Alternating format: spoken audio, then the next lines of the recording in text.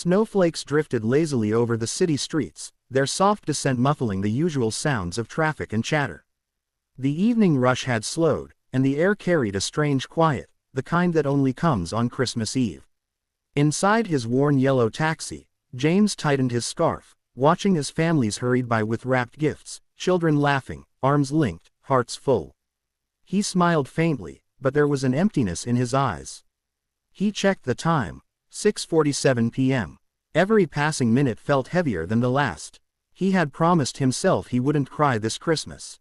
He had promised he'd stay strong, just like he told his little girl before everything went wrong. But promises are fragile things when your heart is full of memories that never fade. James's hands trembled slightly as he gripped the steering wheel. The dashboard photo, old, faded, showed a little girl with brown curls and a missing front tooth. She was grinning wide, holding a gingerbread man bigger than her face. "Merry Christmas, Daddy," she had written on the back, in clumsy, innocent letters. He brushed a thumb over the photo, whispering softly, "Just one more Christmas with you, Lily. That's all I want." The radio crackled with an old Christmas tune, "I'll be home for Christmas." It stung. He couldn't be home. Not anymore. Not since the accident. Not since his marriage shattered under the weight of grief and blame. His wife, Sarah, had taken Lily and moved to another state, trying to start over, far from the pain that clung to their old house like a ghost. James understood. He had been the one driving that night, rushing home from work to surprise them. The truck had come out of nowhere, spinning across the black ice. Lily had survived with just a few bruises, but Sarah's faith in him hadn't. "I can't look at you," she'd said through tears. "Every time I do, I see that night." He didn't argue. He couldn't. He just let her go. And for 2 long years, he had lived alone, driving strangers through the same streets he used to know by heart, watching lights blur through rain-streaked windows, trying to fill the silence with other people's stories. The dispatcher's voice broke through his thoughts. "James, you got one last fare before we shut down for the night. Pick up on 5th and Maple, going upstate." "You in?" He hesitated. Upstate. That was far. But what did he have waiting for him here? An empty apartment, cold leftovers, silence. "Yeah," he said. "Send me the details." When he pulled up to the corner, the passenger door opened, and a woman climbed in, wrapped in a thick coat and red scarf. She looked tired, anxious, her eyes darting to her phone. "Evening," she said softly. "You're okay to drive all the way to Clearwater?" James nodded. "No problem, ma'am. Long drive, though. Might take 2 hours with this weather." "That's fine," she replied. I need to get there tonight." He smiled gently. Christmas urgency. Got family waiting." She hesitated, then smiled faintly. "My daughter. Haven't seen her in a while." James froze for a second, then returned his eyes to the road. "That's a good reason to travel," he said quietly. As the city lights faded behind them, the snow grew thicker, swirling in the headlights like silver dust. Inside the taxi, silence settled comfortably for a while, the kind of silence that doesn't need to be filled. But soon, she spoke again. "You drive nights often?" "Most of the time," he said. "Less traffic, more thinking space." She laughed softly. "That sounds lonely." "Sometimes it is," he admitted.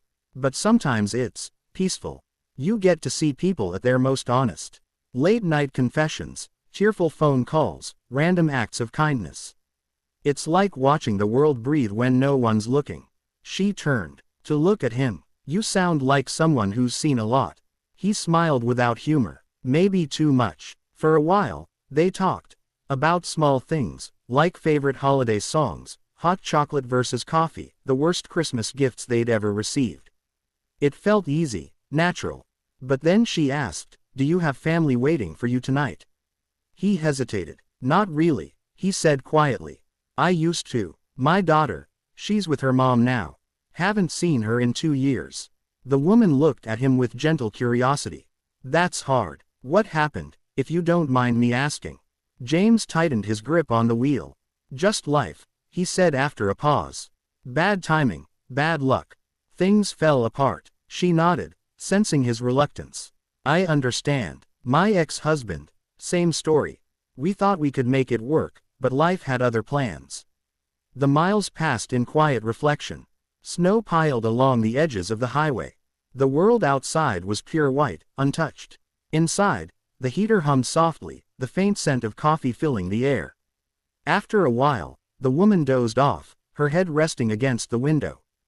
James glanced at her. She looked peaceful, almost familiar somehow. He turned the music down, letting her rest. His mind drifted back to Lily, her laughter echoing in the backseat years ago, her little voice singing along to Christmas songs.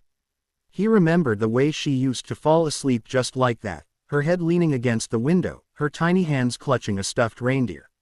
He had bought it for her the Christmas before everything changed. He swallowed hard. Just one more Christmas, he whispered again. A road sign flashed by, Clearwater, 10 miles. He slowed the car, careful on the icy road. The woman stirred, blinking awake.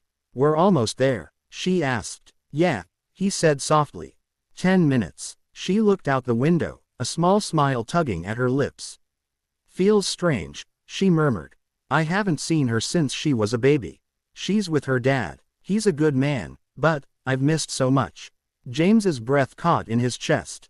He turned to her, heart pounding. What did you say? My daughter, she said, staring out at the snow. Her name's Lily. She's 6 now. The world seemed to stop. The air left his lungs. His hands froze on the steering wheel. Lily, he repeated, his voice trembling. She nodded, not noticing his reaction.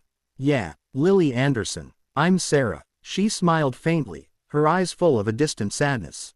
Sorry, I didn't mean to overshare. It's just, tonight feels like the first step toward fixing things. The taxi slowed to a crawl. James's vision blurred for a moment, his heart thundering in his ears. He looked at her. The familiar eyes, the soft curls, the voice he had heard in his dreams. Sarah, he whispered, barely audible. She frowned slightly. Yes. He pulled over to the side of the quiet road, snow whispering against the windows. For a long moment, he couldn't speak.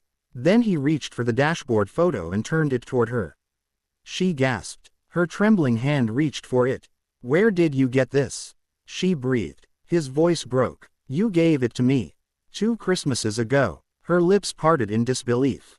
James. Tears spilled down his face. I just wanted to be with my daughter this Christmas, he said softly. Didn't think the world would be kind enough to bring her mother back too. Silence. Then she began to cry. Softly at first, then harder, her shoulders shaking. He reached over, hesitating, then gently took her hand. She didn't pull away. For the rest of the drive, neither spoke. There was nothing to say, only the sound of snow and hearts remembering how to beat together again. When they finally pulled into the small town of Clearwater, the streets were lit with golden lights. Children ran through the snow, laughter echoing. And there, in front of a modest house wrapped in garlands, a little girl stood on the porch, clutching a stuffed reindeer. Mommy, she cried as Sarah stepped out of the car. The woman ran, falling to her knees in the snow, gathering her daughter in her arms. James watched from the taxi, tears streaming freely now. Lily's eyes caught his, wide with recognition. Daddy, she whispered. He nodded slowly, stepping out, his boots crunching against the frozen ground. Hey, pumpkin, he said softly. She ran to him, her small arms wrapping around his neck. He lifted her, burying his face in her hair, breathing in the scent of innocence and forgiveness. Snow kept falling, gentle and endless, as the 3 of them stood there, broken once, but whole again under the quiet mercy of Christmas night. Later, inside, by the warm glow of the fireplace, Lily handed him a small paper she had drawn at school, a picture of 3 stick figures holding hands under a Christmas tree. This was my wish, she said, for us to be together again. James looked at Sarah, and for the first time in years, hope bloomed quietly between them.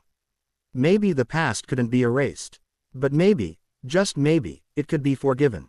Outside, the snow kept falling. Inside, laughter returned to a home that had forgotten its sound. And as James tucked Lily into bed that night, she whispered sleepily, Daddy, are you staying forever this time? He kissed her forehead, his voice trembling. Forever, sweetheart. And for the first time in years, he meant it.